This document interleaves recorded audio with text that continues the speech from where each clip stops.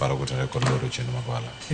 Achalo mana gima daktari wacho. Adier makende mana kaka ne daktari wacho kamoro kanyo. Gimo bedimon Afrika beda achiel. Kech kineno kata mana piny mar Amerika. States mang'eny ema olose. To mimi yudo ka economy ne ni malo kabisa. Nikech kendo ni boundary onge mar go ohala, mar wuotho.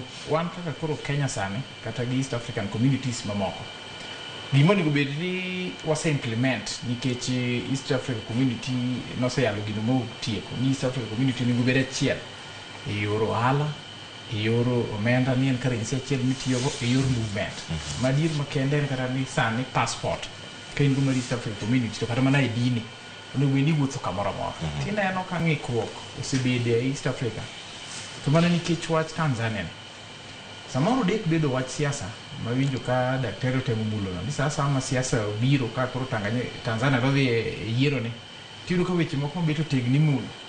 Samoro wad Madam Suluhu ke jopiny Tanzania osebiro ka ywak ni ke opportunities gi matindo other East Africa community mage machalo jo Kenya, machalo jo Uganda, machalo jo Rwanda. Koro samoro nyalo bedo popular sentiment samoro mowuok kuom Madam Suluhu mondo mor go jopinye ni odwa go marufuku jogo mago ohala mana mondo samoro wad odhi yiero. But ng'e kendo be matut tiyudo ka ok en instance ni kende ma ni telo mar Suluhu ni ema koro chalo ng'ama geng'oga dongruok ma East Africa osebede.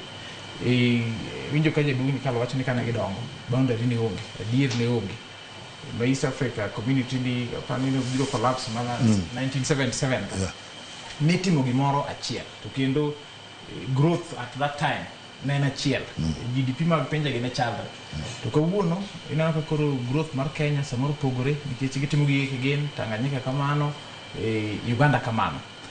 An wach Tanzania anyalo wacho ni ochalo sibling rivalry in the sense that Tanzania sani temo compete gi Kenya economically.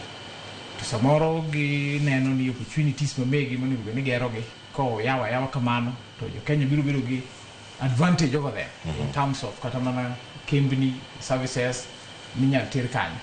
Koro arana ni na popular statement masulu samoro dwaro go yiero amoro go jopinye to bathe Kenya konchiel baneno ni Tanzania to chutho osebedo ga kachando majirani ne.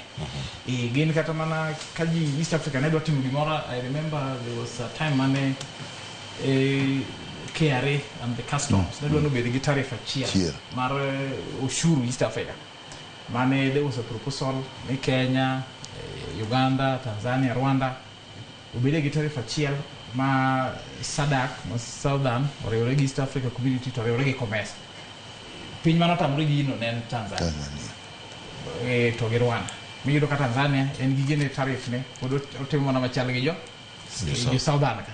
To East Africa monego bed ni en bigger brother nikech en man gi population maduong' East Africa ok otin. Koro gi Tanzania ne ng'e tek nikech en sasa ma jo East Africa to temo no gatwa en odoga madachien. Koro kong'e ni en rivalry mar ni otim gi Kenya economically koso en na jirani ma samoro kiteracho kodwa maber ne nyawadi kamano ben kamano kuleta ang'eni